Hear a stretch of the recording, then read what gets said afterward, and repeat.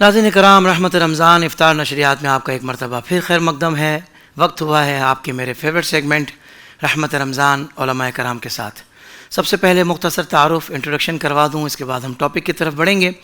ہماری خوش نصیبی ہے کہ ہمارے درمیان ایک بہت ہی زبردست عظیم عالم دین دربار شاہ ابو المعالی رحمۃ اللہ تعالیٰ علیہ کے سجادہ نشین حضرت علامہ مولانا پیر سید علی زین العابدین شاہ صاحب آپ تشریف فرما ہیں، اور آپ کے ساتھ ایک اور ہمارے بڑے ہی پیارے خوبصورت عالم دین حضرت علامہ مولانا احمد رضا امجدی صاحب آپ بھی تشریف فرما ہیں، اور ہمارے ساتھ بڑے ہی پیارے ثناخواں محمد ذیشان قادری اور سید محمد انس کریمی بھی تشریف فرما ہے۔ آپ سب کو میری جانب سے السلام علیکم ورحمۃ اللہ وبرکاتہ۔ وعلیکم السلام ورحمۃ اللہ وبرکاتہ۔ ناظرین کرام، آج کا ہمارا جو عنوان ہے بڑا ہی پیارا عنوان ہے۔ اللہ تعالیٰ نے ہمیں کتنی بے شمار نعمتوں سے نوازا ہے، کیا کیا نہیں ہمارے پاس، سب کچھ تو ہے۔ اللہ کی ان نعمتوں کا ہم شمار بھی نہیں کر سکتے جو اس نے بن مانگے ہمیں عطا فرمائی ہیں۔ اس وقت ہمیں اللہ تعالیٰ نے نعمتوں سے نواز دیا جب ہم ماں کے پیٹ میں تھے۔ کسی ایک نعمت کا بھی شکر، اس کا حق ادا ہو، یہ بھی ہم سے ممکن نہیں ہے۔ چاہے جائے کہ ساری نعمتوں کا شکر ادا کیا جا سکے اور اس کا حق ادا کیا جا سکے۔ میں تو کہتا ہوں ایک نعمت کے شکرانے میں ساری زندگی سجدہ شکر میں رہیں تب بھی اس کا حق ادا نہیں ہو سکتا، اور میرے پروردگار نے ایسی ہزاروں بلکہ لاکھوں نعمتیں ہمیں عطا فرمائی ہیں۔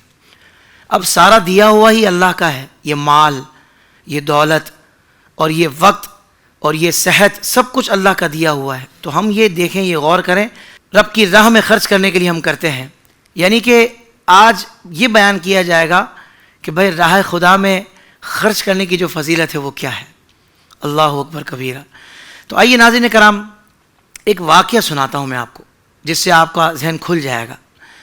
ایک مرتبہ امیر المؤمنین ناصر المسلمین پے کرے جود و سخا مولا مشکل کشا حضرت علی المرتضیٰ کرم اللہ وجہ الکریم کے کاشان اقدس میں 5 افراد تھے۔ مولا مشکل کشا، خاتون جنت شہزادی کونین سیدۃ النساء حضرت بی بی فاطمہ رضی اللہ عنہ، حسنین کریمین رضی اللہ عنہما، اور مولا علی کا ایک غلام حارث۔ صبر و رضا کے پیکر ان پاکیزہ ہستیوں کے فقر کا عالم یہ تھا کہ 3 دن سے کسی نے کچھ نہیں کھایا تھا۔ اللہ اکبر۔ اس صورتحال میں خاتون جنت رضی اللہ عنہا نے مولا مشکل کشا کو اپنا ایک لباس دیا تاکہ وہ اسے بیچ کر کھانے پینے کے لیے کچھ لے آئے۔ آپ لباس لے کر بازار کی طرف چل دیے اور 6 درہم میں اسے فروخت کر دیا۔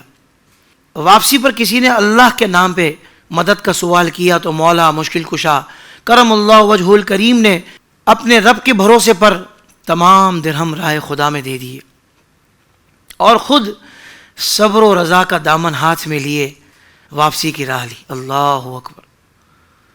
بھوکے رہتے ہیں خود اوروں کو کھلا دیتے ہیں، کیسے صابر تھے محمد کے گھرانے والے۔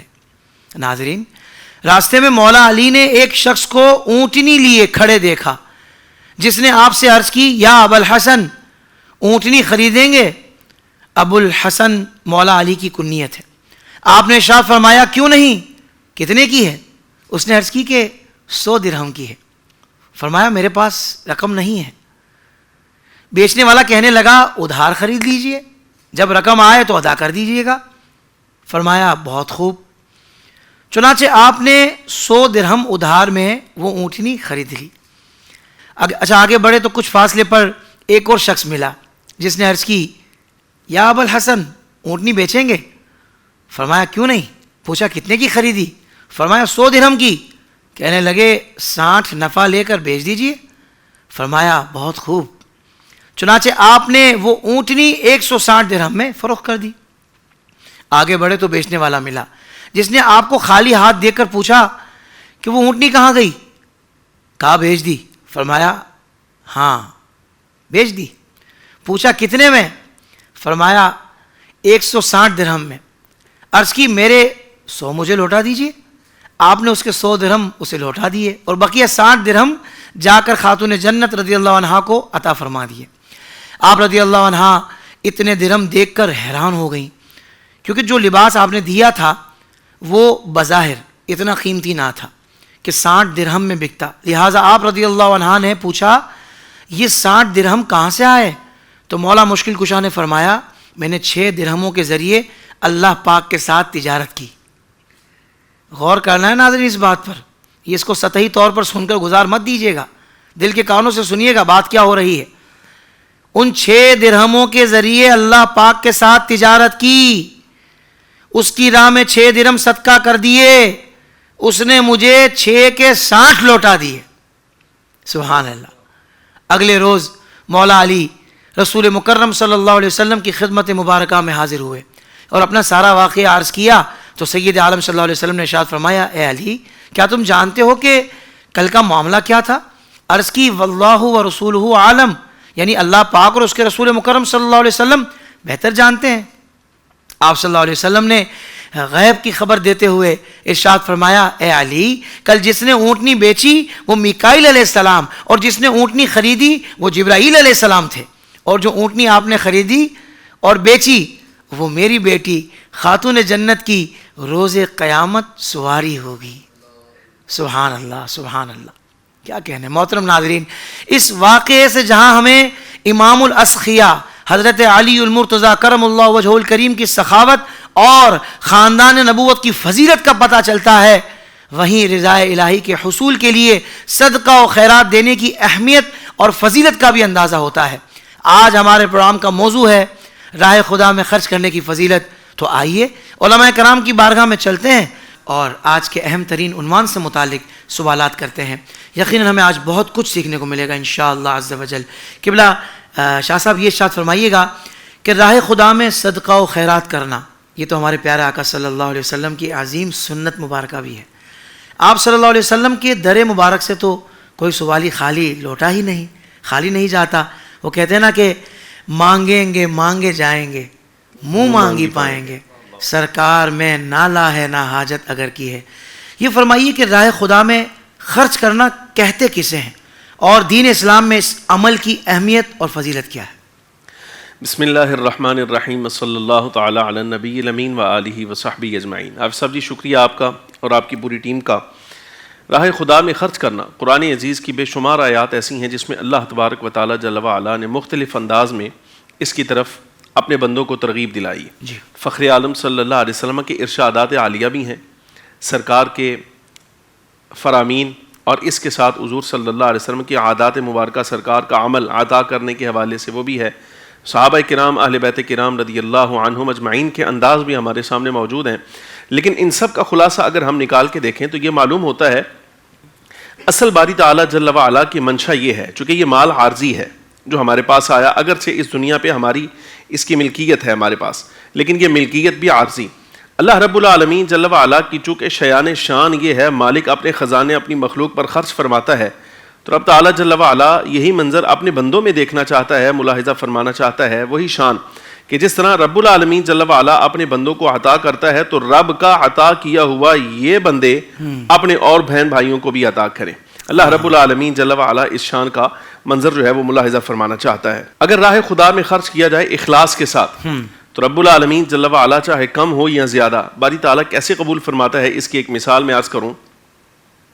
غزوہ تبوک میں جس وقت حضور پر نور سید العالمین صلی اللہ علیہ وبارک وسلم نے اہل اسلام کو ترغیب دلائی کہ سفر دور کا ہے, مشقت زیادہ ہے, تو راہ خدا میں کچھ خرچ کریں, لائیں, اسباب دیں.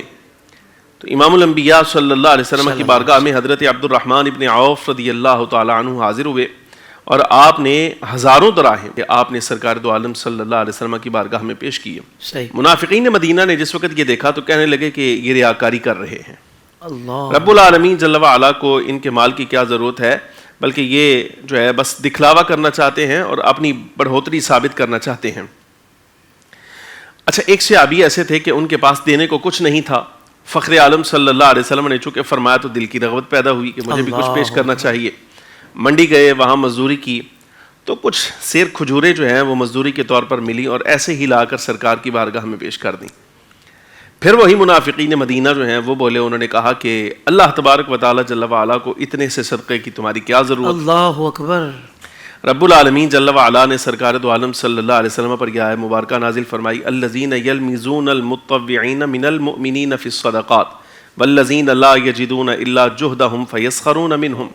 فرمایا وہ لوگ جو تان دیتے ہیں اہل ایمان کو ان کے صدقات کے بارے میں، یعنی جنہوں نے زیادہ دیا ان کو بھی تان دیتے ہیں، والذین اور انہیں بھی تان کرتے ہیں، لا یجدون الا جہدہم جو سوائے اپنی محنت کی کمائی کے کچھ نہیں پاتے، اللہ وہ جو ایک سیر دو سیر خرچ کرنے والے۔ اس کا مطلب یہ ہے کہ حضرت عبد الرحمن ابن عوف نے اخلاص کے ساتھ دیا، رب کی بارگاہ میں وہ بھی مقبول زیادہ تھا۔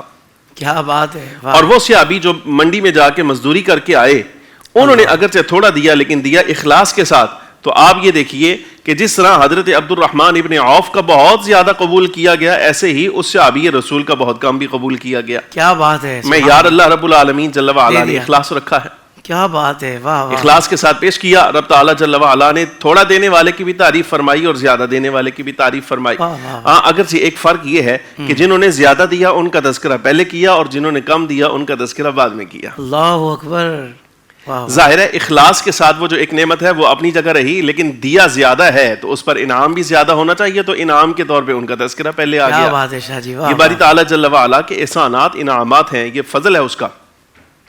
آقا و مولا صلی اللہ علیہ وبارک وسلم کی شان کیا ہے دینے میں؟ صحابہ کرام علیہم الرضوان کہتے ہیں فخر عالم صلی اللہ علیہ وسلم کی جناب سے جو مانگا گیا ہے حضور نے عطا فرمایا ہے، سرکار نے کبھی انکار نہ فرمایا۔ واہ واہ۔ بلکہ ایک مقام پر یہاں تک آتا ہے کہ امام الانبیاء صلی اللہ علیہ وسلم کی خدمت عالی میں ایک شخص حاضر ہوئے اور مطالبہ کیا مال کا، حضور کچھ عنایت فرمائے۔ تو امام الانبیاء صلی اللہ علیہ وسلم نے دیا، لیکن ان کی قلبی کیفیت دے کر، یہ مؤلفۃ القلوب میں سے تھے، یعنی ابھی نئے نئے اسلام لائے ہیں، اسلام پر رغبت دلانے کے لیے فخر عالم صلی اللہ علیہ وبارک وسلم نے ان کو مال دینا چاہا۔ تو سرکار نے فرمایا فلاں فلاں اس مقام پر چلے جاؤ، دو پہاڑوں کے درمیان جتنا ریوڑ بکریوں کا پھر رہا ہے وہ سارا کا سارا لے لو، وہ تمہارا ہے۔ وہ لے لیا۔ اچھا واپس آئے، اب نبی علیہ الصلوۃ والسلام نے اگر عطا فرمایا ہے تو حضور کا اثر جو ہے وہ سرکار کے سامنے تھا۔ حضور ملاحظہ فرما رہے ہیں کہ اس عطا کا اثر کیا ہوگا۔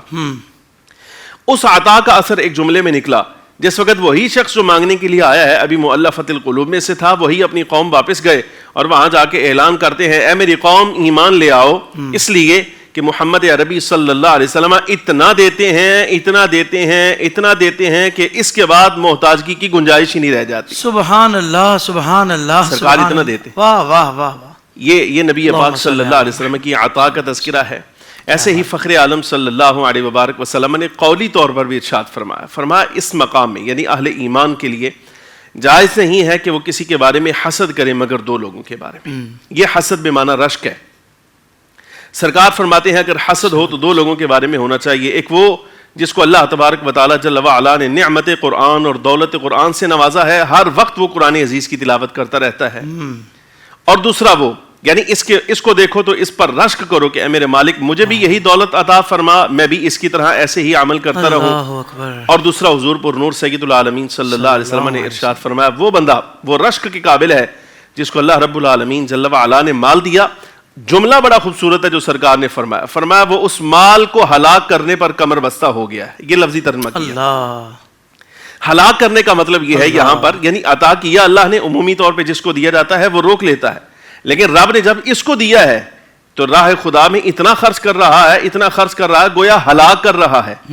یہ سرکار دو عالم صلی اللہ علیہ وسلم نے اس کے خرچ اور عطا پر سرکار نے ایک مبالغہ فرمایا، فرمایا یہ بندہ رشک کے قابل ہے، یعنی مطلب یہ ہے کہ بہت زیادہ دے رہا ہے۔ کیا بات ہے، سبحان اللہ تبارک و تعالیٰ جل وعلا نے اس کی حکمت آگے ہم عرض کریں گے جس وقت کو بات مزید چلے گی، لیکن بہرحال اللہ اور اس کے رسول کی عطا، پھر صحابہ کرام علیہم الرضوان کا دینا، اہل بیت کی عطائیں، یہ تو معروف مشہور ہیں، تو ان کا اسوہ اپنانا چاہیے۔ اس لیے اللہ رب العالمین جل وعلا نے قرآن عزیز میں، سرکار نے حدیث طیبہ میں بہت زیادہ اس بات کی طرف رغبت دلائی ہے۔ سبحان اللہ، سبحان اللہ۔ قبلہ علامہ صاحب یہ ارشاد فرمائیے گا حضور راہ خدا میں خرچ کرنے کی اہمیت و فضیلت، ابتدائی طور پر آپ اس موضوع سے متعلق کن جملوں کا انتخاب فرمائیں گے؟ الحمدللہ رب العالمین والصلاة والسلام علی من لا نبی بعدہ۔ حافظ صاحب ماشاء اللہ ہمیشہ کی طرح اس مرتبہ بھی عنوان بڑا عمدہ ہے، اور میں سمجھتا ہوں کہ اگر ہم نے واقعی میں قرآن و سنت کے اندر جو فضائل ذکر کیے گئے اللہ کی رضا کے لیے مال خرچ کرنے کے، اگر ہم اس کو پڑھ لیں اور سمجھ لیں تو ہر ایک اس بات کا یہ پکا ارادہ کرے گا کہ انشاءاللہ میں بھی اللہ کے دیے ہوئے میں سے اللہ کی راہ میں ضرور مال خرچ کروں گا۔ سب سے پہلے تو یاد رکھیں کہ بزرگ ارشاد فرماتے ہیں کہ زندگی میں کامیابی چاہتے ہو تو یہ اصول بنا لو۔ طمع نہیں، منع نہیں، جمع نہیں. صحیح. شیخ امام احمد کبیر رفاعی رضی اللہ تعالیٰ عنہ دیگر ہمارے اکابر بزرگوں، انہوں نے اپنے مریدین کو یہ بات ذکر فرمائی. طمع نہیں مراد لالچ نہیں ہونی چاہیے کہ مجھے یہ چیز مل جائے، نصیب میں ہوگا تو ملے گا، آ جائے تو منع نہ کریں. بہت اچھا.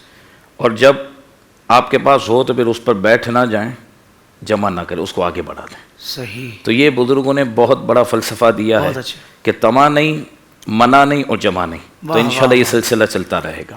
اچھا پھر دیکھیں قرآن مجید فرقان حمید تو جو ذکر کیا نا، یہ ہے اللہ کی راہ میں مال خرچ کرنا. حافظ صاحب، ایک ہے کہ آپ مجھے گفٹ دیتے ہیں اور ہمیں اگر سعادت ملے تو ہم آپ کو تحفہ پیش کریں، جزاک اللہ. ایک دوسرے کو تحفہ دینا، ٹھیک ہے. ظاہر سی بات ہے ہم شخصیت دیکھ کر چیز کا انتخاب کرتے ہیں. اچھا آپ کو بڑی جگہ پر دعوت ہوگی، سیٹ صاحب نے بلایا ہمیں، تو ہم سوچتے ہیں یار لفافہ تھوڑا اچھا دینا ہے. ناظرین کا بھی یہ سلسلہ ہے. اور نارمل ہے تو ہم کہتے ہیں نارمل بھی چل جائے گا. ایسا ہی. حالانکہ معاملہ یہ ہونا چاہیے کہ غریب کو بڑا لفافہ دے اور سیٹ صاحب کو تو نہ بھی دیں تو بھی چلے گا، بالکل ایسے ہونا چاہیے. کیونکہ واہ واہ اس سے تو عاجت ہی نہیں ہے. واہ واہ واہ. اور آپ غریب کی مدد کی نیت سے اس کا لفافہ بھر دیں. بہت اچھے. لیکن ہم کہتے نہیں، وہ غریب نے مجھے 500 روپے دیے تو میں بھی 500 ہی دوں گا نا. ہم نے تو ڈشز بھی ایک دو تھی خالی. ہاں تو ہم نے تو 20 ہی بھری ہے، بنتا یہی ہے. ہم نے 20 ہی بھری ہے. بولتے بھائی ہم نے 500 روپے ملے 500 دوں گا. اللہ اکبر. کچھ لوگ تو لکھتے بھی ہیں کہ ہمیں کیا ملا تھا ہمارے بچوں میں تو ہم کیا دیں گے. بالکل ٹھیک ہے. بالکل. تو اب دیکھیں یہ تو مناسب نہیں ہے. اچھا اگر آپ سیٹ صاحب کو نہ بھی دیں تو بھی چلے گا، یہ تو میں نے ضمناً بات کی. لیکن ہم شخصیت دیکھ کر انتخاب کرتے ہیں کہ اسے کیا دینا ہے، کون سی چیز دینی ہے، کیسی چیز دینی ہے. صحیح. ایسے اٹھا کر نہیں دیتے. بالکل ایسے ہی. مہمان یا جس کو ہمیں دینا ہے اس کی قدر ہماری نظر میں جتنی ہوگی تحفے کا انتخاب بھی ویسا ہی ہوگا. ایسا ہی ہے. اس لیے رب العالمین تو جانتا ہے کہ میرے بندے جیسی قدر کرنی ہے ویسی نہیں کرتے. قرآن خود ذکر کرتا ہے وما قدر اللہ حق قدری. محبوب انہوں نے قدر ہی نہیں جانی کہ اللہ رب العالمین کی رحمت کی قدر کیسے کرنی. اللہ اکبر. تو اس لیے رب العالمین کی رحمت تو دیکھیں، بندے اسی کے ہیں نا، غلطیاں ہوتی ہیں لیکن ہیں تو اس کے. اسی نے ہمیں تعلیم دی. چوتھے پاری کی پہلی آیت، خرچ کرنے سے پہلے یہ کانسیپٹ کلیئر ہونا ضروری ہے. قرآن کیا کہتا ہے؟ لن تنالوا البر حتى تنفقوا مما تحبون. اللہ رب العالمین کی رضا کے لیے دینا ہے نا، اللہ کی راہ میں دینا گویا اللہ کو تحفہ پیش کرنا ہے بلا تمثیل. واہ واہ. تو جب تم اللہ کی رضا کے لیے دینا چاہتے ہو تو قرآن کی ایک آیت کو ٹائٹل بنا کر اپنی زندگی میں نافذ کرو. اللہ فرماتا ہے ہرگز تم نیکی کو نہیں پا سکتے جب تک کہ وہ خرچ نہ کرو جو تمہیں پسند ہو. اللہ اکبر. اللہ. کیونکہ اللہ تبارک و تعالیٰ کی رحمت کی قدر تم جان ہی نہیں سکتے. تو فرمایا تم عام مہمان کا، عام سیٹ صاحب کا اور اپنے دوستوں کا تو تم کہیں نہ کہیں اندازہ لگا لو گے، رب کی بارگاہ کا تو اندازہ لگا ہی نہیں سکتے. تو کم از کم اتنا معیار تو بناؤ جب اللہ کی راہ میں دینا ہے کہ جو تمہیں پسند ہو وہ دینا. ایسا نہ ہو کہ گل جائے سڑ جائے پھر وہ چیز ہم کہیں کہ اب اللہ کی راہ میں دے دیتے ہیں. اللہ فرماتے تم اتنی تو حیا ہونی چاہیے کہ تم میری راہ میں دے رہے ہو اور تم مجھے جب دے رہے ہو تو تمہیں اس بات کا احساس نہیں کہ کیا دینا ہے. اللہ. فرمایا بلا تمثیل. حدیث پاک میں بات موجود ہے جب بندہ غریب کو دیتا ہے، حاجت مند کو کوئی چیز دیتا ہے، فرمایا اس کے ہاتھ میں بات میں جاتی ہے خدا کے دست قدرت میں پہلے آتی ہے. اللہ بلا اکبر. تمثیل. اللہ. یہ اس بات کی قدر کو بڑھانا ہے. اب مجھے یہ بتائیں کہ ہمیشہ کیا گھر میں کام کرنے والی کو ہم فریج کا باسی کھانا ہی کھلائیں گے؟ ہو. ہمیشہ 2 دن کا کھانا باسی ہوگا پھر کھلائیں گے؟ کہتے ہیں اس کو کھلا دو. قرآن کہتا ہے تمہیں ثواب تو مل سکتا ہے لیکن تم جو چاشنی ہے نا اللہ کی راہ میں دینے والی اللہ اس کو نہیں پا سکتے. اور میں آپ کو صحیح کہوں، ناشتہ آپ کر رہے ہیں، آپ کی فیملی کر رہی ہے تازہ روٹی کے ساتھ، وہ کام کرنے والی آ رہی نا اس کو وہی تازہ روٹی کھلاؤ، پھر دیکھو گھر میں برکت کیسی ہوتی ہے اللہ. آپ کے پروگرام سے. یار افطار جب آپ کر رہے ہیں تو افطار کا ٹائم آنے والا ہے نا، ضروری ہے کہ 2 دن ہم نے جو فریج میں رکھ دیا، جو شہری سے رکھ دیا، 2 دن بعد ہم کسی کو دیں. آپ نیچے اگر آپ کی بلڈنگ میں کوئی چوکیدار کام کر رہا ہے، آپ کے پڑوس میں غریب ہے، آپ اس کو بھی کچھ فرائی تل کے دے دیں، آپ اس کو افطار تازہ بھیجوائیں جو خود کھا رہے ہیں، پھر دیکھو برکت کیسی ہو. اللہ. تو قرآن نے معیار ذکر کیا، فرمایا لن تنالوا البر حتی تنفقوا مما تحبون. فرمایا یاد رکھنا تم نیکی کو نہیں پا سکتے جب تک کہ وہ خرچ نہ کرو جو تمہیں پسند ہو. کم از کم یہ تو کرو. اور آگے اللہ نے کیا فرمایا؟ وما تنفقوا من شیء. تم جو خرچ کرتے ہو نا فَإِنَّ اللَّهَ بِعَلِيمٌ، اللہ اس کو جانتا ہے. تم فریج سے دے رہے ہو، رب وہ بھی جانتا ہے. تم تازہ دے رہے ہو، وہ بھی جانتا ہے. یار ہم عید کے کپڑے لینے کے لیے گئے، ہم رمضان کے کپڑے لینے کے لیے گئے، تو یہی ہے کہ ہم اپنے اترے ہوئے، گلے ہوئے، سڑے ہوئے، پھٹے ہوئے کپڑے ہی دیں؟ کیا یہ اچھا ہو کہ جہاں ہم اپنے بچوں کا حق رکھتے ہیں وہیں پر اللہ کی رضا کے لیے اس کے بندوں کا بھی حق رکھ لیں؟ کیا 2 جوڑے میں امام صاحب کے لیے بھی خرید لوں، اپنے ساتھ جڑے ہوئے لوگوں کے لیے بھی کبھی خرید لیں؟ جب آپ وہ نیا کپڑا اس کو دیں گے نا، اس کی برکت اپنی ہوگی. میں یہ نہیں کہتا کہ آپ نے کوئی استعمال چیز دے دی تو یہ گناہ ہے یا اجر نہیں ملے گا. اللہ رب العالمین دینے والا ہے، وہ نیت کو جانتا ہے. قرآن کی یہ آیت نے ہمیں معیار بتایا کہ دنیا میں جب تمہیں اس بات کا احساس ہے کہ میں کس کو کیا دے رہا ہوں، فرمایا اتنا خیال کم از کم رب کی بارگاہ میں دیتے ہوئے رکھنا. پھر وہ ہمارے بزرگوں نے فرمایا نا کہ جب اللہ کے نام پر دینے کی بات آتی ہے تو سکے دیتا ہے، اور اللہ سے لینے کی بات آتی ہے تو کروڑوں مانگتا ہے. مسجد کی پیٹی کھلتی ہے تو سکے نکلتے ہیں. ہم بھی اپنی مسجد میں جب 3-4 مہینے بعد پیٹی کھولتے ہیں تو سکے بھی نکلتے ہیں. میں ان کے عمل کی تحقیر نہیں کر رہا، پھر وضاحت کروں، لیکن بندہ یہ تو سوچے یار کہ سکے میں مسجد کے ڈبے میں ڈال رہا ہوں.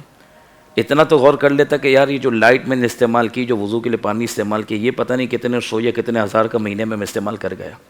یعنی آپ اپنی بلڈنگ کے اندر جو آپ کے چارجز ہیں وہ آپ دینے کے لیے تیار ہیں. گھر کے اندر جو آپ نے کیبل لگائی ہے یا نیٹ لگا اس کے پیسے دینے کے لیے تیار ہیں.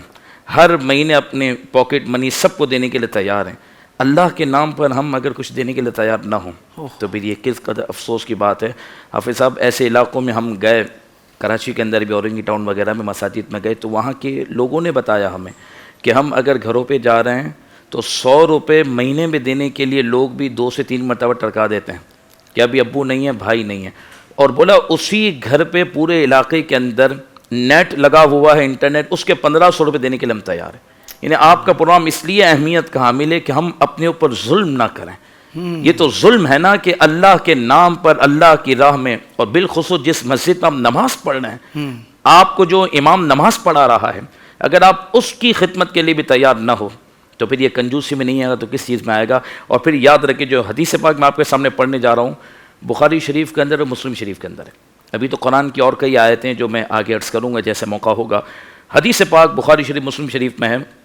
حضرت ابو ہریرہ اس بات کو روایت کرتے ہیں، قال رسول اللہ صلی اللہ علیہ وسلم، اللہ کے محبوب علیہ السلام نے ارشاد فرمایا. یہ حدیث دیکھیں، حضور فرماتے ہیں ما من یوم یصبح العباد فیہ الا ملکان ینزلان فیقول احدہما اللہم اعط منفقا خلفا ویقول الآخر اللہم اعط ممسکا تلفا او کما قال.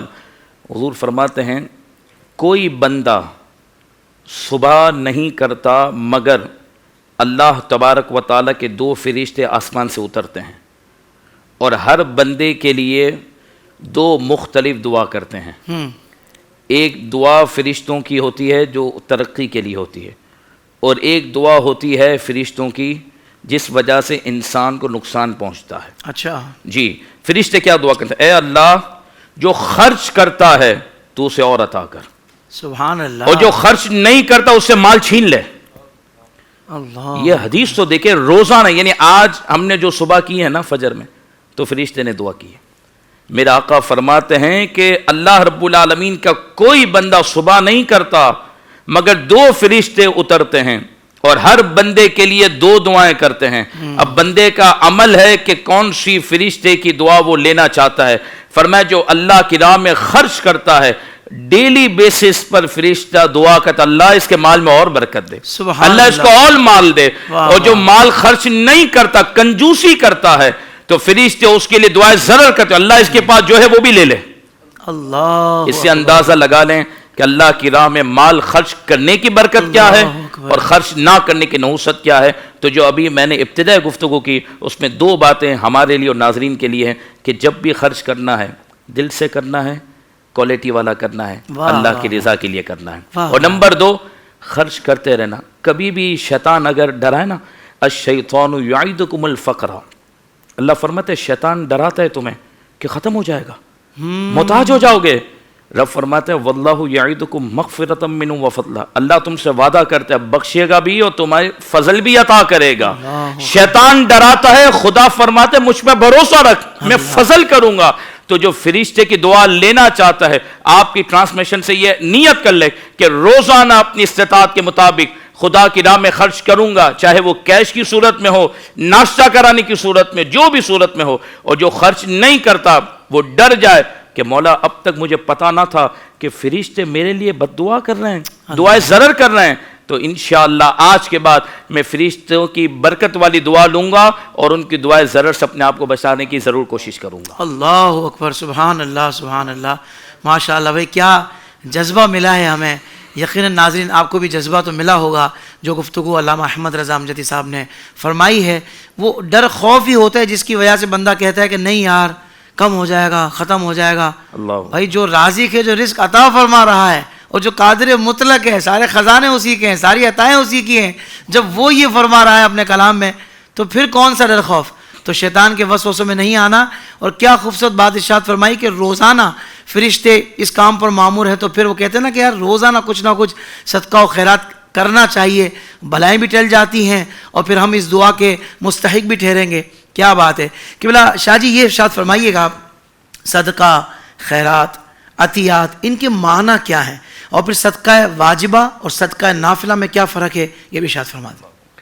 آپ سب جی ہمارے عمومی طور پہ اصطلاح شرع میں صدقہ، خیرات اور ویسے اردو زبان میں عطیہ یا عطیات جمع کے ساتھ یہ ویسے مترادف معنی، قریب المعنی قریب ہیں.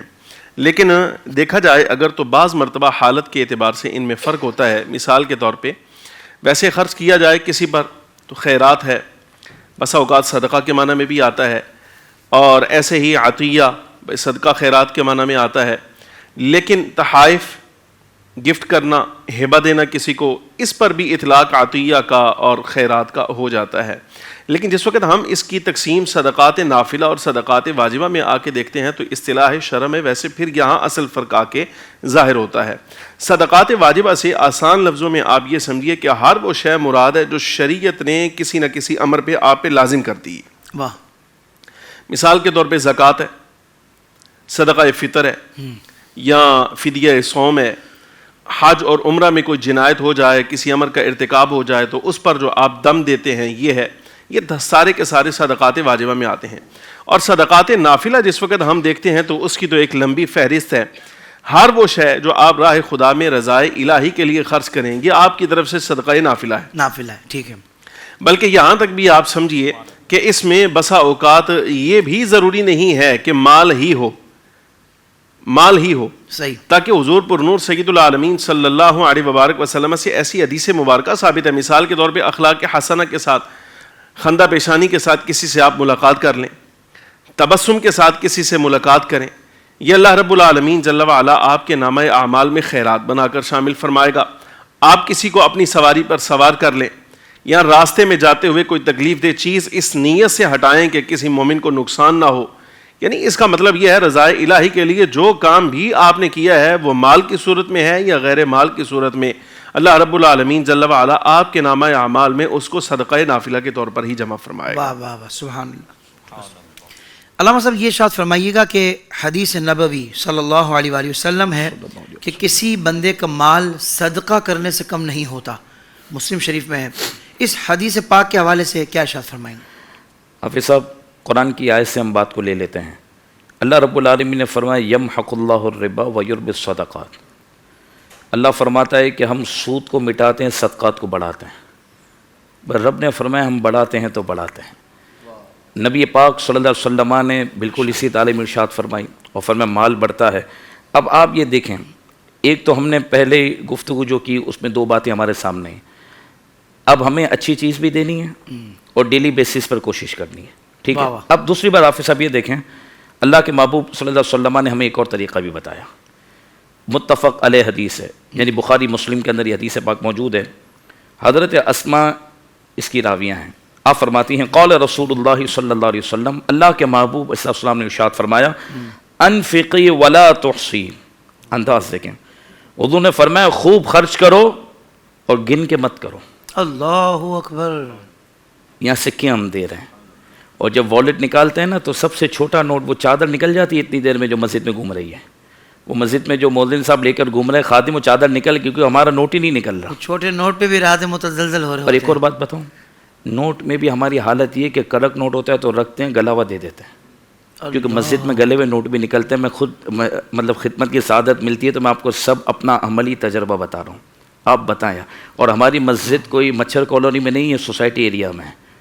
تو آپس کی بات ہے، سوسائٹی ایریا کی مسجد کے اندر بھی نوٹ کا حال یہ ہے کہ بالکل پھٹنے کے قریب ہے. تو چلو یہ کام آ جائے گا، یہ لوگ صحیح کر لیں گے، ٹیپ لگا لیں گے. بس کر دیں علامہ صاحب، اتنا نہ کریں حضور. یقین مانیں آپ، شرمندہ دل ہو رہے یہ ہوں گے نہیں، لوگ، دل یہ حضور، دکھتا ہے شرمندہ کہ ہو رہے اللہ ہوں کے گے. نام پر مجھے آپ دے دیں، مطلب ہماری کوئی حیثیت نہیں، آپ اللہ کے نام پر دے رہے ہیں، اللہ کے گھر میں دے رہے ہیں نا، تو اندازہ تو لگیں. اب دیکھیں میرا آقا کیا فرماتے ہیں.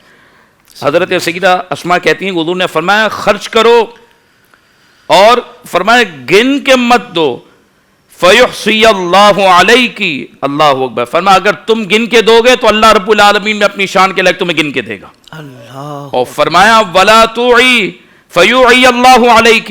اگر تم بچا بچا کر دو گے نا جی، تو اللہ بھی تمہیں بچا بچا کے دے گا. اللہ تم بغیر گنے دو گے، رب اپنی شان کے لائق تمہیں بھی عطا فرمائے گا. اور تم بچاؤ گے نہیں تو اللہ تبارک و تعالیٰ اپنے فضل سے تمہیں بغیر حساب عطا فرمائے گا. پھر میرا آقا ارشاد فرماتے، تیسری حدیث پاک، یہ بھی بخاری شریف کے اندر، مسلم شریف کے اندر ہے. حضرت ابو ہریرہ اس حدیث کے راوی ہیں. آپ اندازہ تو لگائیں، قال رسول اللہ صلی اللہ علیہ وسلم، اللہ کے محبوب نے ارشاد فرمایا، قال اللہ تعالیٰ، اللہ تعالیٰ فرماتا ہے، حدیث قدسی، انفق یا ابن آدم انفق علیک. اللہ اکبر.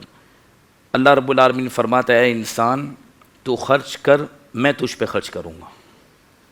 میرے پاس اس کے الفاظ ہی نہیں جو حضور کی جامع حدیث ہے. رب العالمین فرماتا ہے محبوب اعلان کر دو اپنی امت کو. اللہ رب فرماتا ہے انفق یا ابن آدم، اے انسان تو خرچ کر، انفق علیک، میں تجھ پر خرچ کروں گا. جب رب العالمین نے یہ اعلان کر دیا کہ میں تجھ پر خرچ کروں گا، بلا تمثیل بلا تشبیہ. کوئی کہہ دے یار میں بیٹھا ہوں آفس، صاحب کریں کام. کوئی بہت بڑا آدمی کہہ دے میں بیٹھا ہوں فکر نہیں کریں، کریں خرچ کریں، آپ جو چاہیے مجھ سے لے لینا. ہم کہیں گے یار پارٹی میرے ساتھ کھڑی ہے، کیا ٹینشن ہے مجھے، کیا ٹینشن ہے، میرے ساتھ سرمایہ دار کھڑے ہیں، کیا ٹینشن ہے. یا رب فرماتا اپنی شان کے لائق کہ میری رحمت تمہارے ساتھ، تم دیتے رہو میں تمہیں دیتا رہوں گا. اللہ یار پارٹی تو ڈیفالٹر ہو سکتی ہے، پارٹی کے ساتھ ٹریجڈی ہو سکتی ہے، وہ بھی انسان ہے مکمل، اس کے پاس بھی اختیار نہیں. حافظ صاحب پارٹی کا دل بھی بدل سکتا ہے، پارٹی کے پاس تھوڑی دیر کے لیے کنجوسی بھی آ سکتی ہے، لیکن یہ یاد رکھیں کہ اگر اللہ رب العالمین کی ذات پہ بھروسہ ہے تو پھر اس سے کوئی چیز چھین نہیں سکتا. جب اس نے فرما دیا کہ میری رحمت ہے تم خرچ کرتے رہو، تو بس رب پہ توکل کر کے خرچ کرتے رہو، برکت ہی برکت ملتی رہے گی. اللہ رب العالمین اتنی بڑی برکتیں عطا کرتا ہے جو اللہ رب العالمین کی رضا کے لیے خرچ کرتا ہے. اور آپ کی ٹرانسمیشن سے حضور غوث پاک کا وظیفہ عرض کر دوں، آہا کیا یہ بات ہے. قادری فقیروں کے لیے بھی ہے، اور اس پر یوں سمجھیں کہ آزمودہ ہے. ناظرین بھی اس کو آزما کے دیکھ لیں، اگر ان کو ظاہراً فائدہ نہ ہونا تو ہم ذمہ دار ہیں. اتنی بڑی بات، کیونکہ غوث پاک نے فرمایا، ہم اپنے گھر سے بات نہیں کر رہے. ایک تاجر بغداد شریف میں حضور غوث پاک رضی اللہ تعالیٰ عنہ کی بارگاہ میں آیا، کہنے لگا حضرت بڑا پریشان ہوں، روزی میں برکت ہی نہیں ہو رہی اور مجھے پورا نہیں ہوتا جتنا کما. تو آج ناظرین کو یہی شکایت ہے نا جی، کہ جتنا کما تو پورا نہیں ہوتا. غوث پاک نے فرمایا ایک طریقہ بتاؤں، ایک طریقہ میں تجھے بتاؤں، اگر تو اس پر عمل کرے گا تو اللہ تبارک و تعالیٰ تیرے مال میں برکت عطا کرے گا. کہ حضور عطا ہو. حضور غوث پاک رضی اللہ تعالیٰ نے فرمایا تو جتنا کماتا ہے 10واں حصہ اللہ کے نام پر دے. اللہ اکبر. یعنی 100 روپے کماتا ہے نا تو 10 روپے اللہ کے نام پر دے، 10واں حصہ اللہ کے نام پر دے دے. وہ چلا گیا، تھا بھی عاشق، اس نے عمل شروع کیا. تھوڑی عرصے میں آیا غوث پاک کی بارگاہ میں، کہنے لگا اب تک مجھے پتہ نہیں تھا، جب سے آپ نے مجھے عمل بتایا اللہ نے مجھے اتنی برکت عطا کی ہے کہ خود بھی کھاتا ہوں، خرچ کرتا ہوں، دوسروں کو بھی کھلاتا ہوں. تو آپ کی ٹرانسمیشن سے اگر بندہ یہ ذہن بنا لے کہ جو میں کماؤں گا مہینے کی آمدنی اس کا 10واں حصہ اللہ کی رضا کے لیے خرچ کروں گا. اور یہ بھی سنیں، ماں باپ پہ خرچ کرنا بھی وہی ہے، سبحان اللہ. جی جی، علماء پہ خرچ کرنا بھی وہی ہے، مسجد میں دینا بھی وہی. آپ اپنا حصہ بنا لیں کہ یار میں اگر 1 لاکھ روپے کماتا ہوں، انشاءاللہ 10,000 روپے میں حضور غوث پاک نے جو وظیفہ دیا میں دوں گا. اس کے بعد اب دیکھو کیسی برکت ہوگی. اگلے سال آپ کا مال کئی گنا نہ بڑھ جائے تو ہمیں پکڑ لیں. اللہ اکبر کبیرہ، اللہ اکبر کبیرہ. کیا کہنے ہیں، سبحان اللہ. اچھا، یہ علامہ صاحب نے گفتگو فرمائی ہے، اسی کے تناظر میں ایک سوال یہ پوچھنا چاہ رہا تھا کہ اتنے دینے کی فضیلت تو ہے، کیا ہم یہ سوچ سکتے ہیں کہ ایک شخص ہے جو کمائی تو حرام کرتا ہے، حرام کما رہا ہے، مگر اس کو دینے کا جذبہ بھی بہت ہے، کیا یہ دونوں چیزیں ایک ساتھ جمع ہو سکتی ہیں؟ پہلی بات. اور دوسرا یہ ہے کہ کیا حرام کمائی کمانے والا مطلب راہ خدا میں اس طرح خرچ کرے تو اس کو پھر اجر بھی ملے گا اس طرح کہ یہ پھر اس کے لیے نہیں ہے؟ قلبی ارادہ تو ایک الگ چیز ہے آپ صاحب. ایسا ہو سکتا ہے کہ کسی کو اللہ رب العالمین جل وعلا کی جناب سے مال ملا ہے یا اس نے حرام طریقے سے دنیا سے اکٹھا کیا ہے، جیسے بھی ہے، تو یہ دنیا میں حرام طریقے سے اکٹھے کرنے والا اگر مثال کے طور پہ دریا دل ہو جائے اور وہ سمجھے کہ میرے پاس ہے چلے میں خرچ کرتے رہتا ہوں، تو اس کی ائمہ کرام دو صورتیں فرماتے ہیں. فرمایا ایک تو اگر مثال کے طور پہ معلوم ہے کہ سارا کا سارا ہی حرام ہے اور پھر جب خرچ کرتا ہے تو ثواب کے ارادے سے کرتا ہے کہ ثواب ملے گا، تو ایسے شخص پر تو اندیشہ کفر ہے.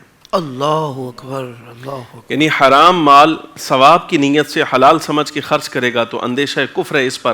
مثال کے طور پہ عمرے پہ خود چلا گیا یا بھیجتا رہا یا ایسے ہی، اس لیے کہ اللہ رب العالمین جل وعلا احادیث مبارکہ میں آتا ہے خود طیب ہے، خود اللہ رب العالمین جل وعلا پاک ہے اور پاکیزہ چیزوں کو قبول فرماتا ہے. صحیح. اللہ رب العالمین جل وعلا جمیل ہے اور جمال کو پسند فرماتا ہے.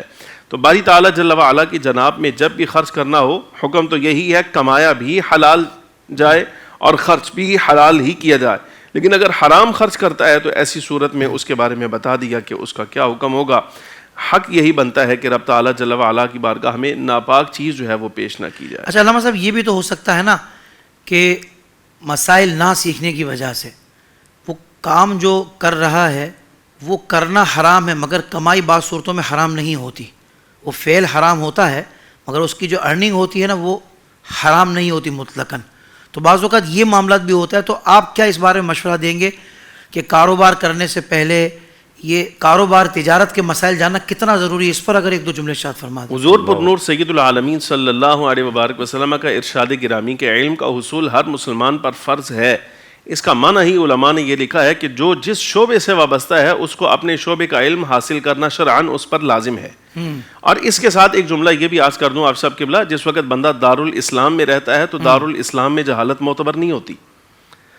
بندہ مسلمان ملک میں رہتا ہے، وہاں علم میسر ہے، علماء میسر ہیں، مساجد میسر ہیں اور یہاں دینی تعلیم کا حصول میسر ہے. پھر اگر یہ بندہ کوئی عذر کرے یہ والا کہ مجھے معلوم نہ تھا کہ شرعاً اس کا حکم کیا ہے، تو رب العالمین جل وعلا کی بارگاہ میں ایسا عذر قبول نہیں کیا جائے گا. سرکار دو عالم صلی اللہ علیہ وبارک وسلم نے جو تقاضے ارشاد فرمائے ہیں ان تقاضوں میں سے ایک یہ بھی ہے کہ جو بندہ جس شعبے کے ساتھ وابستہ ہے اس پر لازم ہے کہ شرعی اصولوں کے اعتبار سے اس کو وہ دیکھے، اس کی جانچ پڑتال کرے، اس کو علم ہونا چاہیے. سیدنا فاروق اعظم رضی اللہ تعالیٰ عنہ کے عہد خلافت میں یہ اصول تھا. آپ جس وقت بازار کا معائنہ کرتے تھے تو آپ یہاں صدا بلند کیا کرتے تھے، جو بندہ حلال حرام سے متعلق مسائل نہ جانتا ہو، یعنی سود اور منافع کے اور حلال کے حرام کے مسائل سے واقف نہ ہو، وہ ہماری تجارتی منڈی میں تجارت کے لیے نہ آئے. اللہ اکبر، اللہ یہ سیدنا فاروق اعظم رضی اللہ تعالیٰ عنہ کو صدا دیا کرتے تھے. اللہ. لہٰذا جو بندہ جس حال میں بھی ہے، جس پیشے کے ساتھ وابستہ ہے، اس پر لازم ہے کہ اپنے پیشے سے متعلق، اپنے کام سے متعلق جو ضروری مسائل شرعیہ ہیں کسی ثقہ صحیح عالم دین سے اس کے بارے میں دریافت کرے یا ان کے ساتھ رابطے میں رہے، تاکہ تھوڑا تھوڑا کر کے، باقاعدہ اگر وقت نہیں دے سکتا تو نہ صحیح، لیکن یہ ہے کہ کچھ نہ کچھ مسائل شرعیہ وہ پوچھتا رہے تاکہ اللہ رب العالمین جل وعلا اس کے مال میں، اگرچہ کام اس کا ٹھیک ہے لیکن مال میں جو آمیزش ہونے کا اندیشہ ہے اور حلال حرام مل جانے کا، مکس ہونے کا اندیشہ ہے، باری تعالیٰ جل وعلا اسے محفوظ فرما دے گا. بالکل ٹھیک ہے. حضور ساتھ ساتھ یہ بھی ارشاد فرما دیں کہ وہ صدقہ و خیرات جو چھپا کر دیے جاتے ہیں اس کے کیا فضائل بیان ہوئے ہیں یہ، اور ساتھ ہی یہ بھی ارشاد فرمائیں کہ بعض اوقات دینے والا اس انداز سے دے رہا ہوتا ہے کہ لوگوں پر ظاہر بھی ہو رہا ہوتا ہے، لیکن اس کی یہ نیت نہیں ہوتی کہ میں کوئی لوگوں کو دکھاوا کر رہا ہوں. تو ایسی صورت میں یہ انداز کیسا ہے اور پھر ہمیں اس کے بارے میں کیا حسن ظن رکھنا ہے، یہ بھی ارشاد فرما دیں. حضور پر نور سید العالمین صلی اللہ علیہ وبارک وسلم کا جامع ارشاد گرامی بڑا مختصر. سرکار نے ارشاد فرمایا خرچ کرنا اس انداز سے کہ دائیں ہاتھ سے جو خرچ کیا جا رہا ہے بائیں کو بھی معلوم نہ ہو. تو یہ فخر عالم صلی اللہ علیہ وسلم نے اسی عمل کی طرف ترغیب دلائی ہے. عمل ویسے دو طرح کا ہوتا ہے آپ سب قبلہ. اس کو ہم مسائل فقہیہ کے تناظر میں دیکھیں تو پھر دو چیزیں نکلتی ہیں. ایک تو ہے جیسے ہم نے صدقات واجبہ کا تذکرہ کیا. صدقات واجبہ کی ادائیگی تو ظاہر ہے جس وقت آپ کریں گے تو وہ تو سب کو معلوم ہو جائے گا. البتہ صدقات نافلہ کے اندر حکم یہ ہے کہ یہ چھپا کر دیے جائیں، اس کی فضیلت زیادہ ہے۔ ہاں اگر کوئی شخص یہ چاہتا ہے کہ میرے عمل سے، میرے اس اچھے عمل سے دوسروں کو بھی ترغیب ہو اور وہ بھی رغبت پائیں خرچ کرنے میں، اس طرح اظہار کر کے دے تو اللہ تبارک و تعالیٰ اس کے ثواب میں فرق نہیں ڈالے گا۔ یہ بھی اسی حکم میں آئے گا کہ اس نے چھپا کر دیا ہے، لیکن چونکہ اب یہ بلکہ دگنا ثواب ہوگا، ایک تو راہ خدا میں خرچ کرنے کا بھی دیا جائے گا، اور دوسرا ارادہ یہ ہے کہ میرے اس عمل سے دیگر جو ہیں وہ بھی جو ہے وہ رغبت پائیں، تو اللہ رب العالمین جل وعلا اس کا بھی ثواب اس کو عطا فرمائے گا۔ اچھا اب رہ گیا، اچھا ہمارے بزرگوں کا عمل آپ اس میں دیکھیں، مجھے یاد آ گیا جی واقعہ سیر و اعلام النبلاء میں یہ واقعہ منقول ہے۔ سیدنا حضرت امام زین العابدین رضی اللہ تعالیٰ عنہ کے دور مبارک میں آپ چونکہ مدینہ منورہ میں رہتے تھے تو اہل مدینہ کے 100 گھروں کی کفالت آپ کی ذمت آپ کیا کرتے تھے، 100 گھروں کی کفالت۔ اللہ اکبر۔ میں پچھلے دنوں ایک آدمی کو سن رہا تھا، وہ کہہ رہا تھا کہ حضرت امام زین العابدین رضی اللہ تعالیٰ عنہ کا 5 مرلہ مکان جو ہے وہ لوگوں کو نظر دیکھے، آپ کا مکان 5 مرلے کا تھا۔ یہ اس کا جملہ ہے حکایتاً جیسے اس نے کہا، وہ میں نے آپ کے سامنے کہا ہے۔ تو میں نے کہا یہ اگرچہ اس وقت درس کی کرسی پر بیٹھا ہے، شیخ ہے، یہ شیخ الارشاد ہے، یہ سننے والوں کی تربیت کر رہا ہے، لیکن اس کو چاہیے کہ کم از کم خود تعلیم جو ہے نا مجھے لگتا ہے ان کی ناقص ہے بھی، اس لیے کہ آپ حضرت امام زین العابدین رضی اللہ تعالیٰ ان کے فقر کو فقیری بنا کر پیش کر رہے ہیں۔ ان کے فقر اور فقیری میں آپ ذرا فرق کریں۔ سیدنا حضرت امام زین العابدین رضی اللہ تعالیٰ عنہ کا جو فقر ہے وہ فقر اختیاری ہے، وہ فقیری نہیں ہے۔ آپ اس کو فقیری بنا کر پیش کر رہے ہیں دنیاوی معنوں میں کہ حضرت امام زین العابدین رضی اللہ تعالیٰ عنہ کا مکان تو 5 مرلے کا تھا۔ اب جب امام کا مکان 5 مرلے کا ہے، دوسری طرف قلعے دیکھے جائیں تو وہ 40 ایکڑ کے ہیں، تو بتائیے پھر حضرت امام اور اہل بیت کا ساتھ کس نے دینا تھا؟ اس طرح کے جملے لوگ کس دیتے ہیں۔ سیر و اعلام النبلاء میں یہ صراحت موجود ہے کہ 100 گھروں کی کفالت، 100 بندوں کی نہیں، 100 گھروں کی کفالت حضرت سیدنا امام زین العابدین رضی اللہ تعالیٰ عنہ تنہا فرماتے تھے۔ اب آپ بتائیے کہ جن کا مکان 5 مرلے کا ہے وہ 100 گھروں کی کفالت کیسے کرتے ہیں؟ سبحان اللہ، سبحان اللہ، کیا بات ہے۔ ایک تو یہ فقر اختیاری تھا، فقر اختیاری تھا۔ اچھا دوسری جو بات ہمارے موضوع کے ساتھ ریلیٹڈ ہے، جو اس کے ساتھ منسلک ہے، وہ یہ کہ معلوم کیسے ہوا؟ کسی کو معلوم نہیں تھا، پتہ نہیں تھا کہ ہمارے گھر یہ ہفتہ وار، ماہانہ، روزانہ کی بنیاد پہ جو کھانا آتا ہے، اناج آتا ہے، راشن آتا ہے، یہ کہاں سے آتا ہے۔ وہ 100 گھر والوں کو پتہ نہیں تھا۔ معلوم اس وقت ہوا جس روز حضرت سیدنا امام زین العابدین رضی اللہ تعالیٰ عنہ وصال فرما گئے، اس دن گھر اناج نہیں پہنچا۔ اس وقت معلوم ہوا کہ یہ جو عطیہ ہوتا تھا یہ حضرت سیدنا امام زین العابدین کی طرف سے تھا، اور آپ اندازہ فرمائیے کہ آپ کے خدام کو بھی معلوم نہیں تھا، ان کو بھی اس وقت معلوم ہوا جب آپ کو غسل دینے کی باری آئی تو آپ کی پشت پر نشانات تھے بوریاں اٹھانے کے۔ یعنی سیدنا امام زین العابدین رضی اللہ تعالیٰ عنہ خرچ بھی کر رہے ہیں، خدام بھی میسر ہیں، سب کچھ ہے، لیکن جس وقت دینے کی باری آتی ہے، خرچ کرنے کی راہ خدا میں عطا کرنے کی باری آتی ہے، تو پھر خادم سے بھی نہیں کہا بے بوری تم اٹھاؤ میں رکھتا چلا جاتا ہوں، بلکہ آپ خود اپنی پشت پہ، یہ ہے چھپا کر دینا۔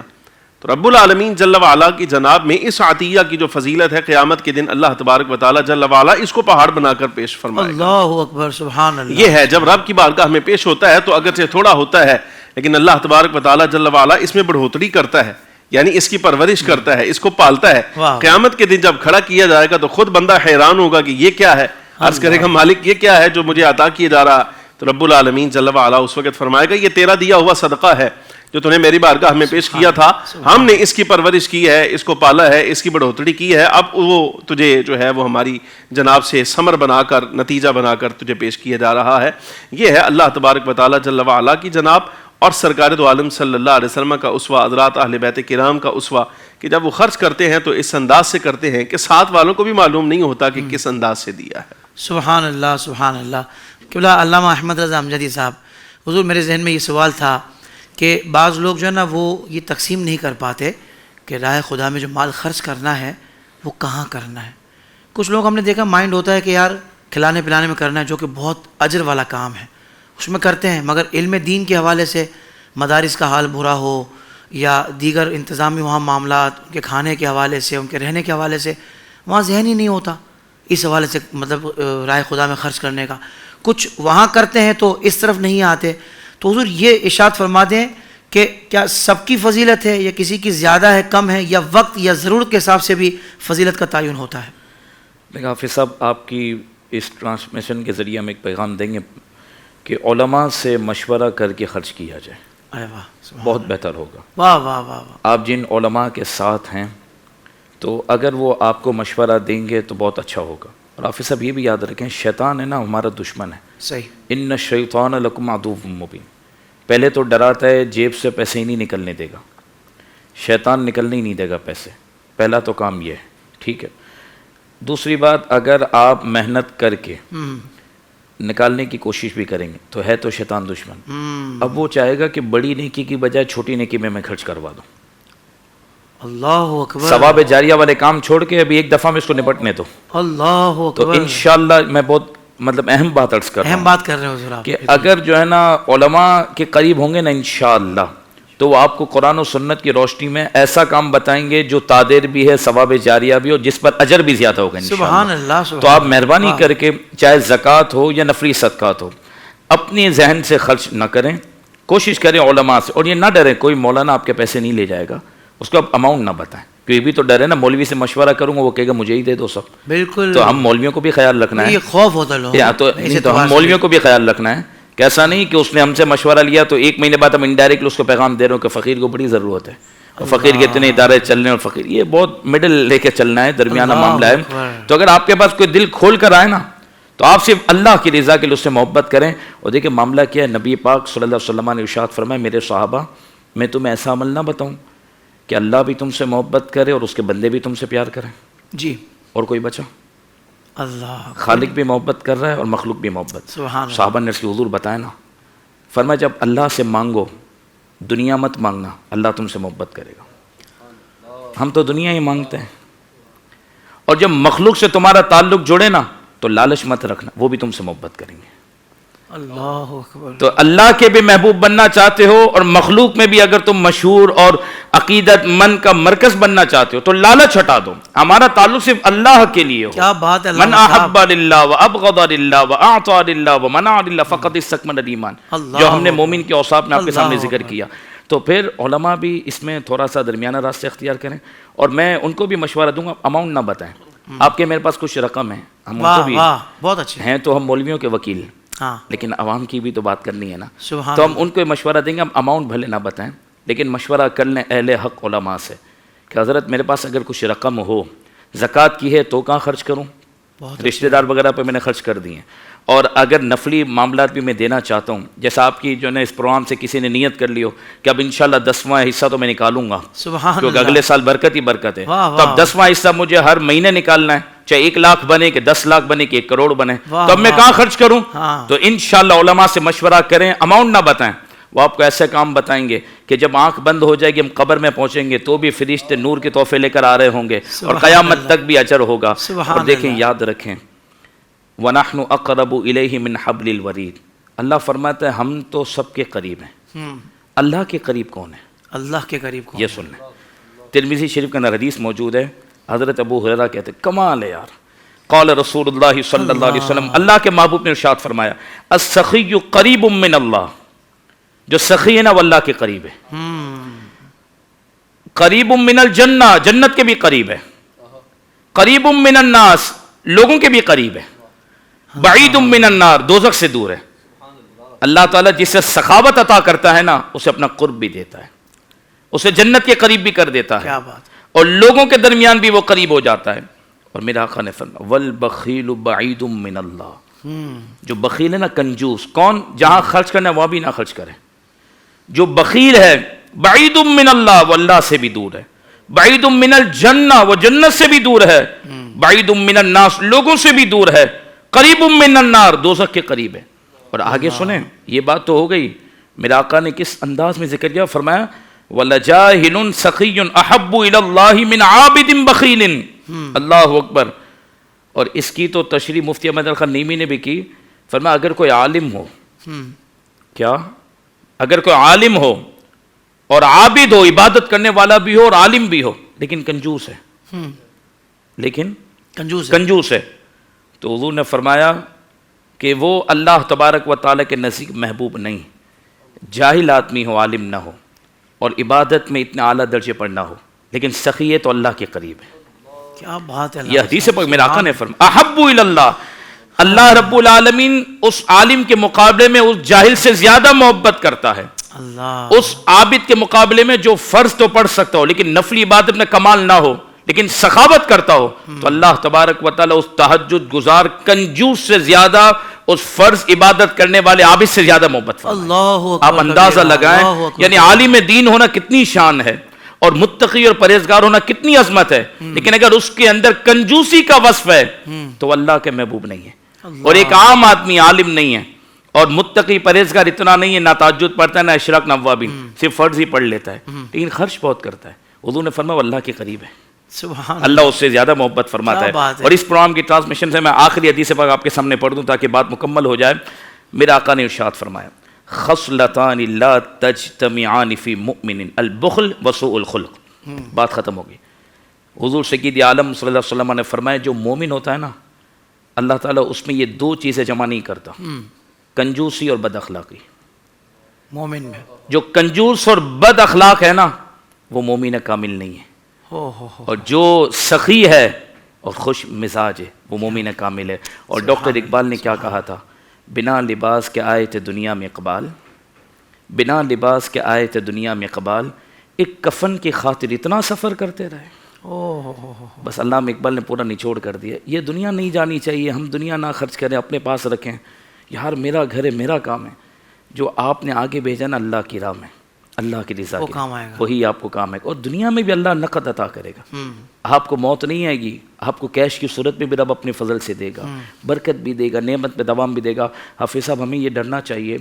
پچھلے دنوں ہاسپٹل میں گیا، ایک بندہ مجھے ملا، ڈاکٹر وہ کہنے لگے کہ والدین نیچے موجود ہیں ہاسپٹل میں، 3 کروڑ روپے کیش لے کر بیٹھے ہیں، ان کے بچے کی کڈنی چینج کرنی ہے، لیکن بولا کہ بڑے کی کڈنی بچے کو لگ نہیں سکتی. تو بڑا تو کڈنی دے دیتے ایک دوسرے کو، بچہ کوئی دے گا نہیں. 3 کروڑ روپے کیش لے کر بیٹھے ہیں. آج آپ کے میرے بچوں کی کڈنی صحیح ہے، ہم سب صحیح ہیں. آکسیجن، ایک مریض مجھے ملا کہ اس کو رات میں آکسیجن نہیں آتی تو اس کو سلنڈر کے ذریعے ماسک لگا کر آکسیجن لینی پڑتی ہے. 1 گھنٹے کے 1500 روپے کی آکسیجن ہے. اللہ، ایک رات کی نہیں، 1 گھنٹے کی. اگر اس کو 24 گھنٹے بھی لینی پڑے ایک دن تو کتنے ہزار روپے ہو گئے. جی تو اللہ نے آپ کو اور مجھے ہر ان بیماریوں سے بچایا. تو جو کنجوسی کرتا ہے نا اس کا مال پھر ہاسپٹل میں نکلتا ہے، پھر ڈاکو اس کا مال لے جاتے ہیں، پھر اس کے مال میں آگ لگ جاتی ہے، اللہ ماشاء اللہ. لیکن جو اللہ کی راہ میں خرچ کرتا ہے اللہ کی حفاظت میں بھی آ جاتا ہے، اللہ رب العالمین اسے برکتیں بھی عطا کرتا ہے. تو کیا یہ اچھا ہو کہ ہم سے یہ آفیسر رشوت کے نام پر پیسے لے جائیں، ہم پر کوئی اللہ نہ کرے خدا نہ خواستہ کوئی آسمانی سلطانی کو آزمائش آ جائے. اس سے بہتر یہ کہ بندہ اللہ کی راہ میں لٹاتا رہے، رب العالمین اس کے گھر کو بھی چلائے گا، اس کی نسلوں کو بھی آباد رکھے گا. سبحان اللہ.